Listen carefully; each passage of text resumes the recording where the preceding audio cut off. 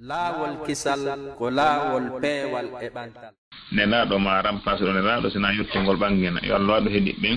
heɗotoɓe yewta ɓurta ƴetta ɓurma ɗo fof gondi tan makir ɗon noon inchallah ala yewtoron ka falɗinde surtout e janggana fujo ɓulli binadama hattan wo hayru hatta ina tawwabun surtout enen ekkitotoɓe kono noon ko musidɗo mum ɗon yewtirde inchallah ko enen hoore mum ko tori Allah ɗo barke yewtere nde waɗa nafoore wonande musidɗo mum o ɗengal mi wonɗen yewtude andi añangol yiɗangol neɗɗo ɗum wona añangol janan tigui kono noon fuɗɗorte Allah wino wa anzir ashiratakal aqrabin an andira no wawi haala janan ɗi moƴƴa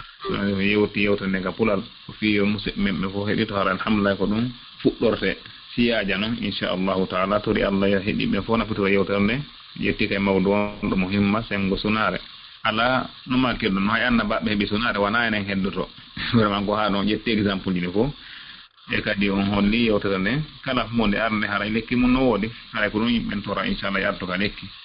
Allah wi ɗon subhanahu wa ta'ala hay sino woodi pijigo dagiɗi kono woodi ko ɓuri moƴƴude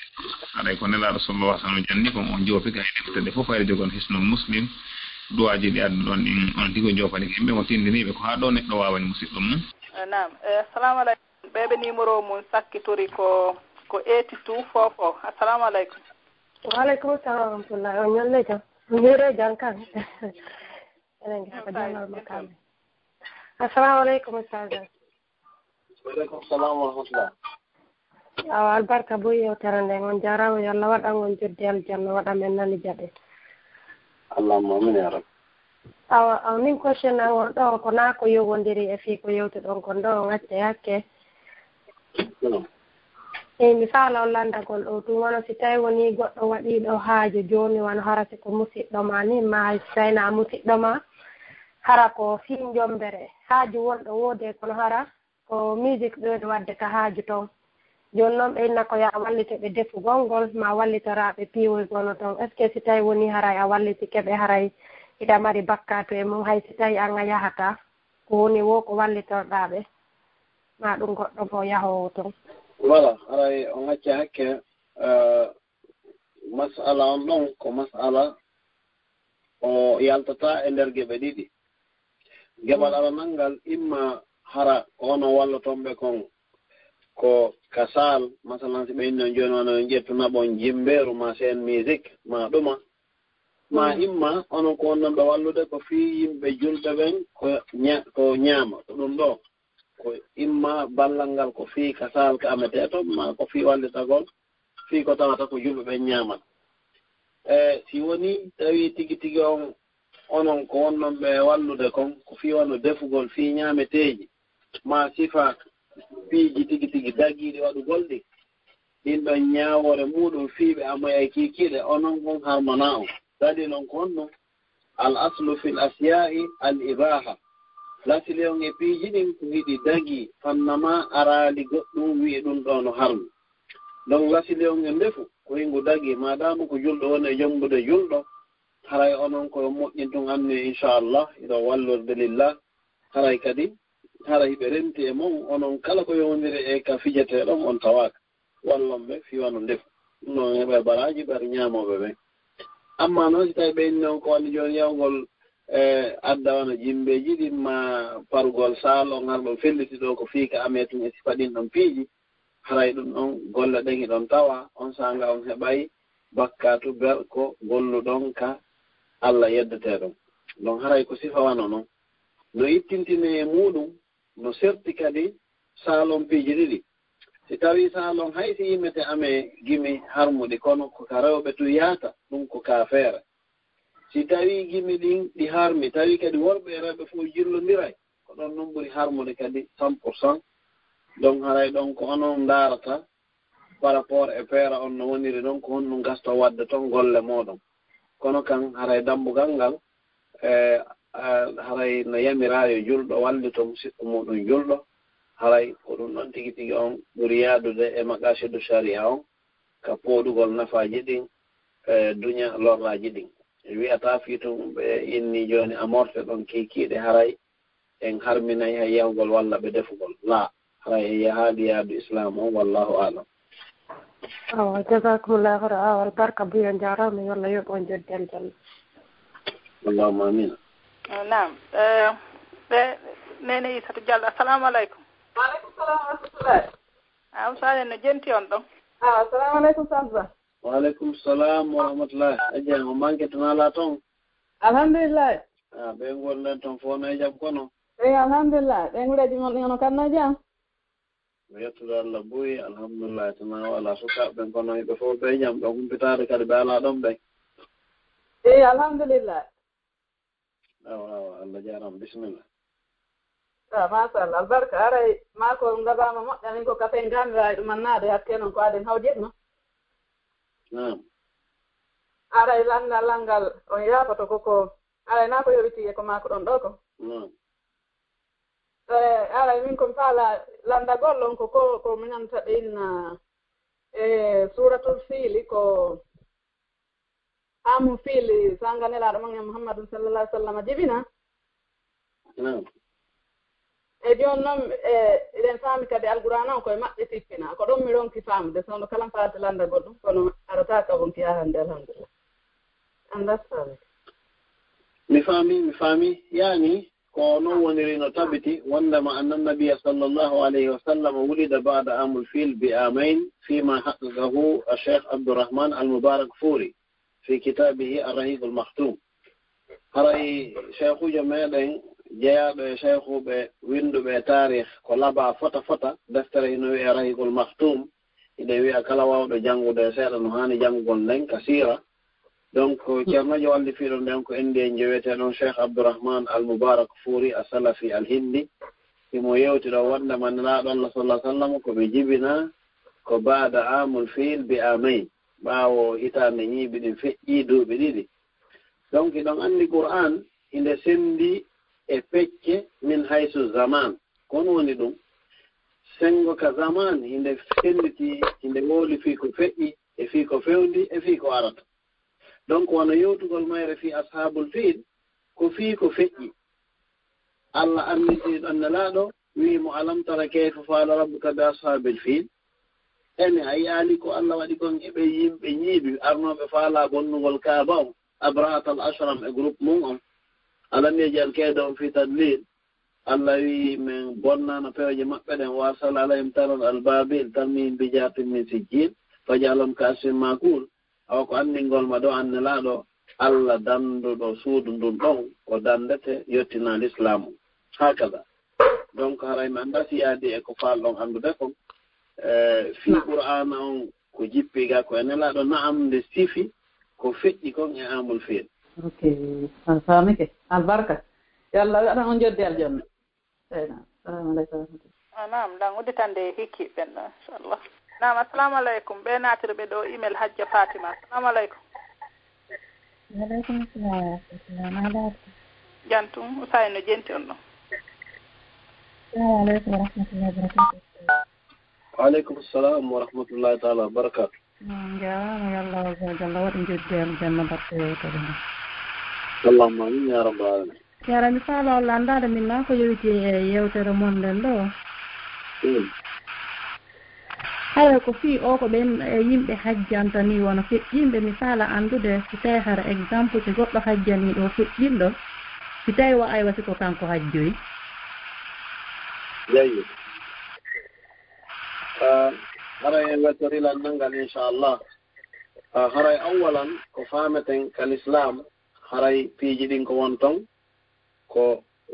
lasli on ko ma atakum rasulu fahuduh kala ko nelaɗo joni noon ƴette wa ma nahakum anhu fantahu kala ko nelaɗo haaɗi on acce donc haray ko wiyete sunna ko qawluhu wa fi'luhu taqriruhu sallallahu alaihi wa sallam ko kala ko nelaɗo maaki ma ko ɓe yamiri mana ko ɓe maaki ma ko ɓe huwi ma ko huwa yeeso maɓɓe ɓe haɗali haray noon ko wiyete hajjangol goɗɗo kon ko ka taqrir jeeya ko taqriru nabi sallallahu alaihi wasallam nelaɗo qirri ɗum honno ɓe qirrori ko goɗɗo goo no wiye subruma yawno hajjangol e nene goto makko ma afwan ko goɗɗo yehi hajjangol nene goto mum wiyeteɗo subruma o yehi ɓaawa yewti makka o wi labbayk allahumma min akhi subruma allah mi notikemo miɗo ari hajjangol subruma nelaɗo sallah sallam ɓe nani ɓe noddimo ɓe maaki hal hajjete an nafsika mbela a hajjani hoorema o wi la nelaɗo maaki a ɓanon a hajjadi taw ɓe maaki hujja an nafsika hajjan hoorema summa hujja an subrama hooti hajjanoya subruma donc irragol ɗum ɗon nelaaɗo holliri ka jaabagol jooni ko lande ɗon ko siko goɗɗo hajjoyi maasi o waawaali goɗɗo hajjanoyiimo baraji ɗin hino fota ter hay hunde ɓurda si tawi himo timmini condition ji hajjanegol ngol mi fillito si goɗɗo hajjanoyi goɗɗo tawi ko timminɗo condition ji hajjanoyegol ngol haray e hajjanoyɗo hoore mum on baraji ɗin fus ɓurda hay hunde sabu honɗum nela sallah sallama ɓirrinoke ko subruma hajjanako mana ko on woni ɗum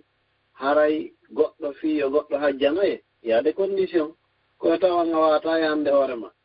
ma hara ama yino ma hara a nawi ha a wata yaade ma hara ko a handicapé hay sa naw yaali kono tawan a wata hajjangol hoorema si sifa ɗin condition ji heeɓima goɗɗo hajjanima ɗum no fota ter e yahuɗo hajjani hoore mum amma noon siko wiigol ni tun tigi tigi on jooɗagol tun sabu ngaamelo ma ɗuma inna goɗɗo hajjanoye haray jaabol ngol ɗon ko laawi e ten haray fotata wallahu alam. Ok jooni ɓuri ndi hikkiɗen naam ɓe numéro mum sakkitori ko 9100 assalamu aleykum. waaleykum salam wa rahmatullah. on sayi no genti on ɗo. assalamu aleykum oustaz. waaleykum salam wa rahmatullah. yewtere nde labama moƴƴa yo allah subahanahu wa taala waɗi weltano waɗa joddi aljanna firdaws. allahumma amin ya rabbi. allah waɗ men nani jaɓi. amin. ok min kadi ndo marɗo landaji ɗiɗi kono naa ko yowitori e dartu on ɗo. bisimillah. awa aranal ngal ko ɓayɓenni ko on tigi watta o ko anni yon ko ko ka ɓernde naa ya wowlu jooni noon wasi taw harayɗa ɗa faala ni wano neldugo mawɗo ma faatiiɗo siko janngugol ni alqur'an woɓɓe mi nani woɓɓe no inna wonandema no moƴƴi janngugol wano faatiha laawol waɗa ayatal kursi laawol waɗa gulu wallahu laabi 11 nelda mawɓe ma faatiɓe ara e julɗo ɗen bon hari avant mi wowlay min nam mi anni kem ɗo neldude ɗum ɗo ɓe gan e kala julɗo faatiɗo kono leytili ɗo mi nani ɓe inna wonandema anniyeji ɗin fof ko ka ɓernde joni aray wano sifa ɗum ɗon kadi ko ya miijo tun ka sa wowli ella ala e mum jeyid hay aranal awalan yeyngal ɗon tan awalan ko adi kon nam ko ɓette sunna ko nelaɗo allah sallah sallam yamiri ma ɓuuwi ma ɓe girri haray sikke o ala hino windi wondema goɗɗo luttuɗo wurde on surtout ɓiɗɗo so o du'anike mawɗo makko mayɗo du'a on hewtoyay nelaɗo allah sallah sallam ɓe maki ida mata ibnu adam inqata amalu illa min salatin wa zakara minha aw waladin salihin yad'u lah si on tigi no acci gaɗal moƴƴo do'anike mo baraji ɗin ɗi hewtoyay jeyid joni noon kayfiyatu hada du'a honno goɗɗo du'ananta mawɗo mum mayɗo haray sikke wala ko wowla kon hiɗen tawi ɗum du'orgol qul huwallah fatiha laawol laabi ɗiɗi qul huwallahu laawol qul huwallahu laabi 12 e ayatal kursi laawol haray ɗum ɗon fima a'lam e ko mi andi kon hadis nelaɗo arali fi mum ni yamirɗo ni taqrir ni mana gollal nelaɗo sallah sallam mana arif haray heɓɓitiɓe ɗum ɗon ɓen ko kamɓe andi ka gande maɓɓe ton konto ɓe rewri e wi'ata hino harmi ɓay ko ayeje qur'an wona jangede ton kono kayfiya on tabintingol ko on ɗon tun do'orte haray wonti bida mi fillito wiwgol fatiha laawol ayatal kursi laawol qul wallahu laabi 12 ko qur'an noon e wiyata janngol qur'an no harmi amma kayfiya mbaadi ndin si on tigi tabintini ko ɗum ɗon on façon ɗon tun do'orante mayɗon wontay ko wiyete kon innovation haray woni bida donc haande ɗum ina waawi wonde janngugal fatiha tun inna neldiɓe baraji ɗi ma tigi tigi adda ko ari kon ka sunna allahumma ighfir li abi warhamhu wa'fu anhu wa afihi Allah yaafo ben an yurmimbe honnoɓe ka darajatul illiyin wattidoɓe moƴƴuɓe ɓe faami du'aji heewɗi no ari e ka defte du'aji fii ɗum ɗon la shakka ko ɗum ɗon ɓuri moƴƴude sa janngi kadi qur'an anni ka neldi e baraji ɗin hewtay ko faalɗen tun surugol ko wi'ugol ngol ko on façon ko ma ko ɗon ɗon tun ɗum ɗon haray no hulɓini hita on tigi yanno e bida wallahu alam adde ɗimmal ngal ok mi faami donc ɗo en feƴƴude ɗimmal ngal mi laɓɓintina ɗon joni no wano konko maako ɗon ɗon sikki ñandego mi nani woɓɓe no jonna ɗum ka laawol kisal ɗon mi winduno kono ha joni mi huutoraade aray ɗum ɗon kadi ko ya wowlu ka ya miijo tun jannga voilà e ko nan toon kon no inne anniye fof ka ɓernde nam woodi anniyeji ɗi wattake ka ɓernde wano anniye hajju sa yehi hajju ma umra a wi ay Allah mi nootike ko addinmi ɗo ko waɗugol hajju tigi tigi tigi tigi labbayka allahumma hajjan nano kadi fo anda wi ko hajju fa Allah donc kono hayɗa fiɓi noon ka ɓernde ma wi fof kituɗa ka ko hajju wonɗa yaade amma du'anagol ɓengol ɗon kadi na a fiɓa tun ka ɓernde a du'ike ko ma wowla ko fi hon noon puisque du'aji ɗi nelaɗo wowlnoɗi andi ko ɗum woni ko très important ñentingol nelaɗo e ko ɓe waɗi ko donc du'aji ɓe wowli ɗin an kadi wowlu ko tawi kon fanka an kadi fanko haray ko sifa noon donc haray du'anagol on tigi ko ya du'o nano kadi kazalika wonta yo fa ɗum nde a du'oto allahumma ighfir lahu warhamhu wa'fu anhu sifa wano noon haray ko ɗum noon ko yeddotirte ko est ce que a towno yito ngon ha ka a townta kono kanko ma on tigi du'o ok a faami ko joni ɗimmal ngal ko wana ni joni ara ɗa jogii weldidaɗo ma on ɗon no weldidi e goɗɗo on noon no wondi e gorko on mo weldidi no wondi e gorko joni noon on mo welduɗoɗa yetike ma on ɗo ɓenɗon ɗiɗo no ɓe ukkodiriri noon dewgal waɗali hakkunde maɓɓe kono ɓe wondi ɗon ko juuti heɓidi yiɓɓe buy joni noon oɗa hiɗa naɓide makko moƴƴa bon kanko kadi mo naɓidi e on wonɗo yon situation ɗon moƴƴa on ɗon noon ko reedu joni yon jibini ɗon an a immike a yahi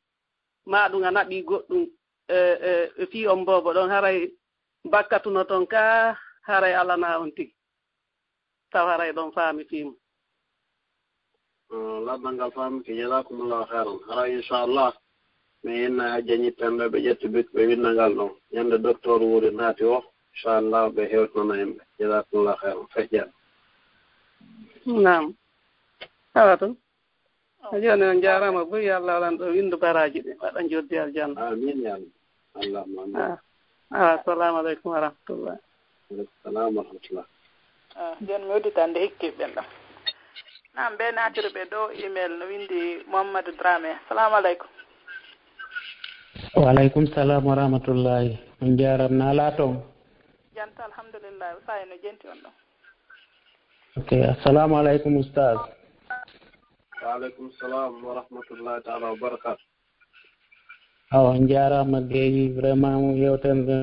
moƴƴi mi weltike yo Allah ɓurtu en fewnude e diina makko kan ɓurta men minen kadi fewnude e diina l'islam kan allahumma amin ya rabbi Allah awa min lamari ɗo min kadi lande ɗiɗi e aranal ngal joni naa ko yewti e ko yewtu ɗon kon ko fii hettugol sunna o minen kamin woniri ga e mi annda si mi wawata hettude ga si miɗe wawi naɓude ka men miɓe hettana men toon nam iɗon wawi naɓude inchallah allah wala e muɗum hara importance on ko hibbugol ƴiƴam ɗan question on hina fi tewo on hina fi ɗuma e l'islam on haray addana yimɓe ɓen ɓittede Allah ko waali wonki sina ko ki tawnata kon donc si tawi tun kam on ɗon hino ngantini wawatako ɓay minen tigi meɗen anndi wano kam e wonɗo hikka condition mo ɓe addi on no satti moƴƴi monsieur ko a yaw yoɓoya mbuɗɗin wona balɗe ɓe addande teewu ko hombo anndinma sa ina hara ɓe soodo on teewɗa baali ɓe ngaadi ɓe henna ɓe hirsanima donc ɓay yaw on satte on no moƴƴi on tigi tawa hirsana e hoore mum ala kulli hal singantoji ari tan ha tawi a wata hirsogol an nattirgol kamen hirse ton haray la shakka ino moƴƴi ko ɗon ton kadi ɓuri handude e beesonnade tew haray inchallah ko ɗum ɗon maɓɓen ko jaabone ɗum noon ɓe nam awa jarama alors landal ɗimmal ngal ko fi min tuma mi juuli subaka o simi landi mi ƴetta mi waɗa astahfirullahi laabi minna laabi temedere subhanallah la ilaha illallah walillahi alhamdu allahu akbar e ɗum ɗon kadi sino wonda sayna bidiya ino ɗum ɗon hina bidia on anndi ɗum ɗon nelaɗo no yamiri fi muɗum nelaɗo no maaki insine ɓe maaki waɗe astahfirullah wa inni la astahfirullah fil yawmi 100 marra ɓe maaki kamɓe tigi waɗe astahfirullah e nde ñallal ngal wano laabi temedere donc juulugol e nelaɗo wa kadalika nelaɗo no maaki ɓurɗo e mon juulude a wo ko on ɓurata heɓde place mawnuɗo ñande dargal e yewtiɗo kadi jooni ne jeeya ko ɓuttinta ɓernde neɗɗo heewgol juulugol e nelaɗo donc haray ɗum ɗon ko sunnaji tigi tigi on ɗi tawata on tigi no duwa ñiɓude mum haray allah o ala inchallah ngo sengo ɗon jarama allah o ɗum ko ɓuri moƴƴude salamu aleykum amin ya rabbi yakka jaare min landal ngal koko yowiti e o maskugol hoore nde sonnaɓɓen maskugol ka hoore tiggare ko ɗum hana mi faala andude ko humpitoɗon e muɗum min landike de ñanden kono ɓen ɗon ɓe makuno haade ɓe faamali ono ka salligagol e woni o tigi hara no wawata ittude tiggaden o salligo wono ka suudu o tiggo o yaha nokkugo ko tawta o wawata sombitade ɗum yo masku hoore ɗon aray ko honno woni ko faamudon e ɗum ɗon no si tawi ko ɓittende addani on tigi tawgol wona worɓe janamɓe no ɗon haray on sanga ɗon hino sella kangal juutigol joni noon so tawi woni o hara innen joni ka wonɗo wona ka fana andi ko kon hara ko wonɗo innen o watama sombitade o heeɓi ella o maskiri ɗon joni noon o wonde on salligi kadi hanganantala himo wawi juldude on salligi goto tawti hoore nden o maska on salligi ɗon lasili on ko himo salligi neɗɗo so a salligike foti kala no wawɗa salligorde salligi on heɓike fannama ko bonnata kon arali watamo bonnude fi a masko e hoore nden lasili on e mum ko hino moƴƴi hino yamiraka islam hara hiɗa wawi juulirdemo fannama o bonade haray ko ɗum ɗo woni mana asla on ka gawa e ɗum fiqhiya haray ɗum ɗo wata bonirde ni tun par ce que wonatama mu yeron sako wona ndiyan heɓike bonay ɗum ɗon salligi wona no yahanede mais compte ni tawi fiita mafsada waɗu to bone waɗu tawi ma hoorde masque donc salligi o ngo wona ɗon imora probléme on jarama albarka assalamu aleykum namo sa mi udditande ɓe ɗo usayla landito ɗon landal ko ɓeɗo landiɗo joni nam wona ko maskugol tiggare ɗon ɗe sa yeehi hakkude worɓe hara masque a tiggare nden joni noon par ce que haray ko haɗi itta tiggare nden ko ɓay haray worɓe ɓenno ɗon ɗum noon haray a loota e juuɗɗen yeeso ngon haray worɓe yiyay ɗum ɗon tiggare nde leɗa wawi sornude juuɗe maɗe ley haray ko noon ñawori ɗum ɗon kadi par ce que haray ɗo nde salligoɗa be loota juuɗe maɗen kadi voilà ka wona ɗo e yewtede on hajja ko so tawi ɓittende nde woni ha tawata vraiment on anndi ça dépend ko worɓe homɓe e ko honto wonɗa donc ko kaaji ɗin hiɗi seedi ko cas par cas si tawi jooni allahumma ka tawata worɓe moƴƴuɓe wano sunneyankoɓe tu woni tawa ɓe déjà haccitaka e ndaalgol ko sonnaji ɗumannoto ɗum a gera huccaɗa fip gera naɓa juuɗe maɗe masque a hoore ma nden heña ɗumannoɗa mais si tawi noon haraka ka tawata ko caafaali ɓuri ɗuɗde ɗon ta ko faalaɓe no yiira debbo tu woni ɗon e on halhaali circonstance ji siga ɗin ɗon koye siga ɗin naɓi haa inna yo on tigi masque hoore nde sike on maskugol hoore en udditatangal dambugal ɗo à 100% yo yimɓe ɓen gollitirngal ko fii on ɗum noon ɗum no waywa o ñaamooje ñaawooje ñaamugol jiibe ko darura noon ko ɓittende addi yo ɗum ɗo waɗ jooni noon ko ɓe inni konka qa'ida wondema ad-daruratu tubihul mahzurat o yon qa'ida ɗo rewete sifa ɗin ɗon piiji fof newne wonde fii yo on tigi waaw heɓugol salligi makko la shakka si tawi tummoyen no woodi no on tigi maskira hoore nden tigi siko sornugo juuɗe leeton no maakirɗon ni e maska toon wattita mana tikkawngol ma tigganno e hoore mum hara goɗɗo yi'aali sikke o ala 100% ko ɗum noon ɓuri moƴƴude ɗum ɗa ko sabu ɓittende pet addi ɗum ok ko ɓay anndi souvent a fottay wona sonnaɓe ni ko hurgoji hara salligade ɓe maska hoore tiggare nden kono harayna ara ko rewɓe tum wonɗon kono ko fii hon ɗum haray ɓe tiggi woni ha labaɓe falaka yo bontu ɗon tawaka toon fof ɗum ko ɗum waɗi simi danditi ngal par ce que min mi fotti e ɗinkaji buyi si oti no tiggi ha laaɓa inna si itti ɗo wattugol ngol no satti joni ɓe nani no inna oti no wawi maskude ka hoore alors que ara oti looti juɗɗen looti yeeso ngon karamukoɓe meɗen udditanɓen wonde yo tiggaje ɗe masque ni tum ɓen si ɓe joguidirali e nganto haray ɓe faayo donc haray no ngal no dowa yiltitanede wano karamukoɓe men ɓuuri mawdeɓe wono docteur amadou wuren ɓe fewni tongal ɓe wurti tongal ɓe hollitana e jama o wondema haray tigi ɗum ɗon ko siɓitte nde waɗi mais amma yewgol wiyano taari ka suuɗɗo ko laba faalaka ɗum ɗon dirta ko ma ɗum ɗon dirta ka yewɗa o joni ndaroɗen no woodi on te yaha si gayni rewde allah tarata no faalirawo kono ɗum ɗon sellirta noon yewgol maska e hoore coñci acca ɓanndu ndu allah tagin ɗum ɗon ɗum ɗon hinna ko kelɗe fes donc surtout ko ɓuri hewde ko ɓen taaraɓe siga ɗum konko laba kadi a taway ko façon coñci gono toon ɗiɓe taarɗi hara ko ba nam usage en naatiti joni ɓe gayntano en ɗo nam usage voilà juste haray kanko monno wiide ko wondema haray ɗum ɗon koko duwa fewnitede haray gongamelo ɗon ngo gastaka diina e haqiqa ko newnana ɗum ɗa ko uniquement marɗo ɓittende sifa ko sifiɗen ɗa kon haray ɗum berkono faami kon ɗum ka ɗon na dowaɗo udditede wona accès hara faalaɗo o waɗay non ko marɗo ɓittende wiya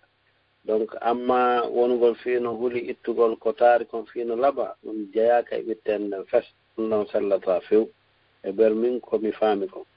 haray ko ɗum ɗo inchallah namo jarama saden ko laɓɓinan ɗon men kon ɗon ɓay fi hon ɗum andi tiggaje ɗe sonnaɓe yamiraɓe yo tiggo ko ɓuri kon haray no woni plus facile sornugol juɓɓel ley ton e maska hoore nden e fayda ko ɓittinde maskugol hoore nden ko ɓurata ɓittinde ko so tawi ara otino tiggaw to so koye pengi fof muɗum kono siko tiggaje jane ɗen haray min mi sikki ko lootugo juuɗe ɗen ɓuratama sattande di maskugol hoore nden kono konge ko mako ɗon ko ɗum ɗo kono ko be laaɓare yimɓe ɓen faama hara ko condition no woodi hina tiggiɗo alaba o yaltata non jaram moƴa ko lantirot ɗo ko hajjam anndi jooni aduna o no woni yarde ni haray no woodi ko ɓanginten ɗon ko won très important jo jama on anndu jooni waare ko taho arden ɗon adoren ko worɓen ko waare ko sunna kono jooni annden ba e bus jooni no acciti ba e ko ñemmingol negaaji ɗin kadi Amérique jooni ɗin fof no acciti ba e hayyi maɓɓe fopp jooni no acciti ba e waare on jooni karanse no ndirta ko honde woni sunna e ko honde woni goɗɗum ngol donc gadiya ɗin mon o tiggaaje kadi neeɓal ɗo jooni terlen e cae goo ɓe faala naadugol hay tiggiɓɓen kadi ka moot on faami yo no woodi tiggaaje hara ko façon hiɗe labbina waɗa piiji ɗum kadi jooni o ko naati ka moot hara défilay on anndi jooni ko faandano e mum kon iwtii ton donc ayayi ɗo wallahi jooni sonna e buyɗo no tiggi hara dow on ko hajja en ley on ko jacqueline ɗum ɗon naa ko labba fes on faami si goɗɗo waɗɗo jiin seere haa ngaɗi e bodi um ko tigge hoore makko noon ɗum ko bidon ɗum na tiggare ko ɗaɓɓa comme donc wa kadalika tigge goo kadi façon biriyanje goono toon ma tiggaji goo façon mbiɗo yiya ɗo a yawi ɗo nokkel goo wallahi e peeraji taw ko julɓe tiggi sunnankoɓe kono yiya façon tiggaji ɗen tawa waɗe attiran tawa ndaara e haa feƴƴitti sa wattana lila noon ɗum ɗon i naasifa ɗum noon si goɗɗo noon tiggi kesi fa ɗum jollo lor ɗon wi nayondu bonu maskoye hoore ɗo yo anndo juulaali ɗon haɗa ɗum koye laaɓa to poye ɗo inchallah namu sa on jarama joni modita goto ɗo hatten ɗo nani Allah jaɓe inchallah on jarama nam ɓe natiri ɓe ɗon numéro privé assalamu aleykum wa rahmatullahi wa aleykum assalam wa rahmatullahi wa barakatuh usa ene jenti on ɗon ok on jaram de ustad on jarama de nala to ono min kadi ko landal mi mari ɗo de wano ɗi duwaji no woodi ko duweteni ɓe inna par exemple sa duwike duwaji ɗin ɓe inna wano ɓe adda ko a harano ko ɗumani ɓenna haran duwa on no moƴƴan seƴƴiti tindagol noon duwagol ɗin ɗon par ce que haray miijo on tigi gon ko ɓay innama duwa on haray sa duyke mo ko nde hunde kaari ɗo waɗata haray ko ɗum ɗon on tigi woni du'orde so tawi woni haren noon wonde bidiya oye si tawi ça dépend piiji ɗin no toon du'a kala mo yiɗo ngaddama soit Facebook ma par internet ma windama e deftere ko piiji ɗi won toon ko imma ko du'aw mo goɗɗo walli fini tun sabu hara himo wawi wolde arabe on hara noon ko du'a on wooli kono no faamo on ɗon du'a hino selli du'orgol kono noon o hewta valeur du'a mo nelaɗo walli fino on kañum donc go ɗiɗi on du'a tawɗo ko nelaɗo walli fi mo o ari e hadis mais nelaɗo du'ori ma ɓe yamiri ma ɓe wooli baraji no e mum ma faami wano joni baraji ko ɓe wooli kon e juulugol e maɓɓe ma baraji ko ɓe wooli kon e janngugol wano du'a iɓe maaki sa janngimo nden ñande sa maayi tun a naata e aljanna ko wiyete kon sayyidul istighfar allahumma anta rabbi la ilaha illa anta khalaqtani et cetera du'a on no juuti la shakka dorgol on noon no moƴƴi à 100% e kadi baraji ko ne makko kon attiray yo neɗɗo du'ormo ɗum ɗon en laala e mum ko wiyete fadailul amal ko moƴƴireji sifete ɗin ko woni e piiji ɗin fiyo pooɗu yimɓe ɓen ɓe ara e waɗgol piiji ɗin ɗum en laala toon kono noon ko hikkinta yeeso e mum koko tawata kon nulaaɗo maaki ma ɗum ɓe waɗi haray amma ko goɗɗo goo simple waɗi kon ko du'aji ɗin tafi o ko ɗi moƴƴini o haray ko hatte e wigol ko du'a ibnu adam ɗin ɗon ɗi bakantake baraji hay hunde par ce que nelaɗo na fewndo maɓɓe ɗi waɗa ɗi bakkidaka e baraji fewndo maɓɓe ko wiyeten tun du'a on himo laɓa ko araɓure laɓande waɗi ɗo kono haray en wata koldude ɗum ɗon e baraji du'a ko bakante e baraji kon koko ari kon ka qur'an maka makuji no laɗo sallllahu alayhi wa sallam ok on jarama on no lawa lantade landal goo kadi lande ajjeno ajje lawa landade ɗo landal gotal awa ɓay men nono ko gotal lutti joni noon awa hittineɗo ok kono ko fi juulugol kadi e nelaɗo mamadou sallllahu alayhi wa sallam mais hari ko wano o duwagono ɗon on tigi wonno duworde fi juulugol e maɓɓe joni noon e ñandugo kadi mi yi ustasɓe goo no addi kadi duwago kadi ɓenni wo ko on ɗon ɓuuri raɓɓuɗude haray noon mi faalo si tawi woni on no nete humpiton men haray ko hombo tigi tigi woni fi duwagol ngol fi duwanagol mana fi juulugol ngol juulugol ngol e ma voilà juulugol ene allah sallah sallam siihaji buyno ari ko ɓuri labeede ɓuri moƴƴude ko wiyeteɗon salatul ibrahimiya kon mboni on allahumma salli ala muhammad wa ala ali muhammad kama sallayta ala ibrahim wa ala ali ibrahim wa barik ala muhammad wa ala ali muhammad kama barakta ala ibrahim wa ala ali ibrahim fil alamina innaka hamidum majid e riwayaji go ko oɗo ɓuri moƴƴude no toon noon hadis goo ka neɗɗo allah sallah sallam maaki wonde kala faalaɗo peesugol ko timmi wola ko laaɓi kon yo wi allahumma salli ala muhammadin wa ala alihi wa azwajihi wa zurriyatihi et cetera lakin ko oɗa ɓuri moƴƴude ala kulli haal si hiɗa wawi on ɗon on ɓuri sa wawata hay sa wi tun allahumma salli ala muhammad hattuɗa ɗo ɗiɗo konnguɗi haray a juuli e nelaɗo ko on noon timmirawa ɗum ɗa ɗon haray gosengo ɗon ella o ala e muɗum haray ko rentinten tun ko en wattan yiila ka juulgol e nelaɗo no wotton kadi kono wewlirɗen ɗani konnguɗi no fabriqué harawana ɗi nelaɗo makiɗi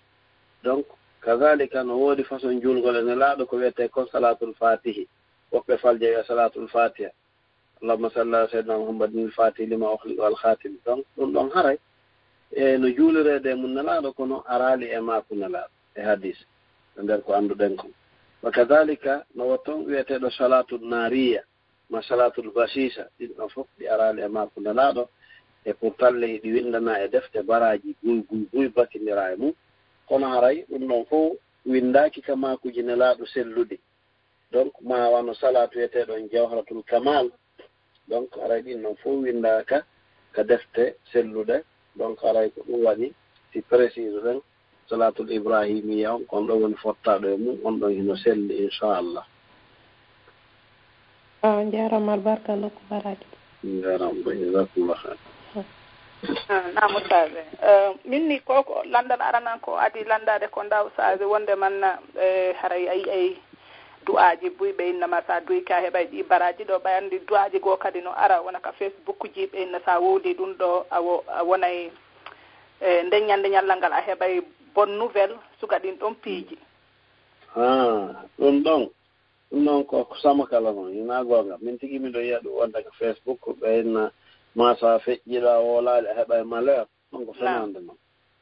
ɗum ɗon goonga ala e muɗum goonga on fof hajji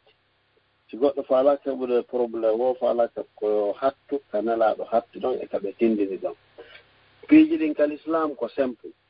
kala ko goɗɗo addani en koyen annda ka diina ko wiimo honto itti eɗen anndi alhamdulillah hannde hina hanki hannde hina ɓaawɗon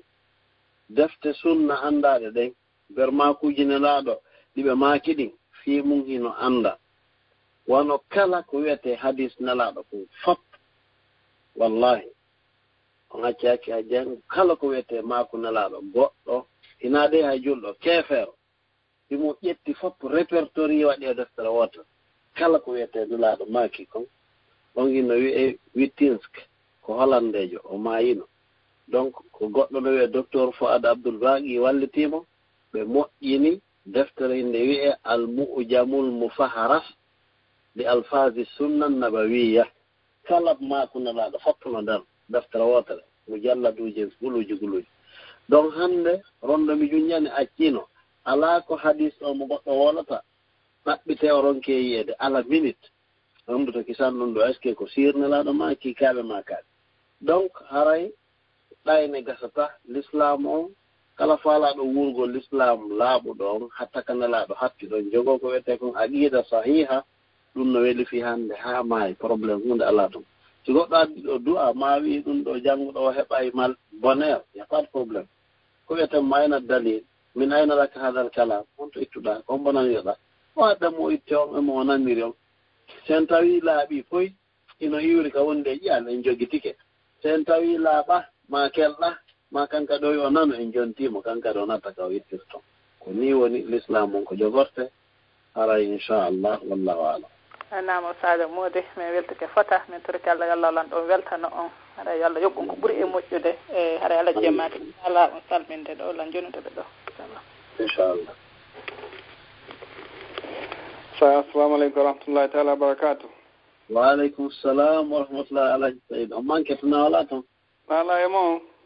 alhamdulillah mode alaji meɗen jam tana wala meɗen jam ɓe gureji ɗin toon en waydiri moƴƴa wallahi meɗen weltani on moƴƴa mi heeɗi ka yewtereji ɗin fof barakallah fiɗ on jarama mode ala mi weltani ko menen kadi foto inchallah wallahi ɗon weltana anani ɗum ɗo wallahi wattigi ɓernde mum nde no weltini moƴƴa par ce que yewtereji ɗin ɗi wonde nafoore moolanade Allah newnan men menen wajaɓe ɓe ɓen nana men gollitira ya rabbi allahumma amin ya rabbal alamin allahumma amin allahumma jazakumullah khayra jazai ay yewteden juuɗi mi ala ɗuɗɗi ndara en bimme inchallah mi jarama Allah jen weltike moƴƴa jazakumullah khayra Allah alhamdulillah namo saade mode haray min jogike on ko neeɓi kono haray ɗum ɗo andi ko fuɗɗi ɗo min faltaka yo daro par ce que ko yewtere wonde important kono ɓayara jemmi min wi yoni joni haray min accuto on ɗo hannde haray min salminiɓe gure nden fof min weltike fota noon yo Allah o lan ɗon waɗu kamande ke mon ñande woni jawde ɓiɗɗo nafata allahumma amin hajja allahumma amin a jarama weltani kammane kadi foto jazakumullahu khairan assalamu aleykum wa rahmatullah wa aleykum salam wa rahmatullahi wa barakatuh na musidɓe julɓe tedduɓe assalamu aleykum wa rahmatullahi wa barakatuh kadi haray no andirɗen noon haray yewtere nden ko ɗo hannde wonɗen hattude bisinillah haray noon en torike ɓe question ji mum jaabaka ɓen fof haray yoɓe yaafo ha yontere hannde kadi si joni yontere hannde jaaɓi inchallahu haray ɓen ɗon kadi ɓe adoto waɗude star 61 on e ɓe ade jabanede question ji maɓɓe ɗin e haray nani lan fuɗɗuno andintinde programme ji ɗin ka laawol kisal haray no andirɗen noon e jumaji ɗen fof paray ɗen mari bayana ka laawol kisal ga e leer on ko 21h30 leer pari on kono waɓatuji ɗin no lombi hakkude muɗum ko ɗum waɗi haray joni wona kene ha 22h00 leer pari on si fuɗɗoɗen inchallah haray kadi tenen jeɗen fo e 19h30 haray ɗen mari redivision bayana e kelɗuɗi kadi ka radio lawol kisal no woniri noon e talata kadi haray usasi Issa Sall hiɗen mari de maɓɓe darso enen sonnaɓen ka ɗuma honno 21h30 kadi nder pari on e talataje ɗen almubadir mo fidate on e alkamisaje ɗen darso usasi Abdallah Birsel on e ɗum ɗon ko matino diine on kono ni ɓe seeni guine haray ko usasi Mouhammad Salihu e liaise woni ko ɓe acciri darso on ɗo yoɓe artude inchallah haray ɗon weltana ɗo min anditina on kadi fi lawol kisal fi sonnaɓe hisuɓe e haray ɗon weltana e ɗon du'ana batte golleji ɗin fof ton haray wonɓe ɓen ɗon no weltana haray ɓe alaɓen ton kadi haray hino wawi e noddude men ɓe tawta men ka nder groupe to inchallah e haray numéro an on ko 0042 79 83 28 17 16 filde to 0044 79 83 28 17 16 ko ɗum woni 0044 79 83 28 1716 haray kala faalaɗo tawtude men inchallah haray ɗon wawi noddude oɗo numéro ɗon henda filan ɗon wawi ɗon accande message haray nde mi yii message on wo inchallah haray mi wawa on jaabitade biiznillah haray on weltanama on du'anama dorki rabbul ibadi on yo Allah nadde en foppo ka jannatul firdaus la ala yo Allah lanɗon itta en andeji men ɗen yo Allah hisi en hisnana en galleji men ɗen hisna ɓengure men ɗen haray on weltanama musidɓe julɓe haray min salmini e musidal ngal foppo yo Allah hokku en walugol e jaam haray assalamu aleykum wa rahmatullahi wa barakatuh. laawol kisal ko laawol peewal e ɓantal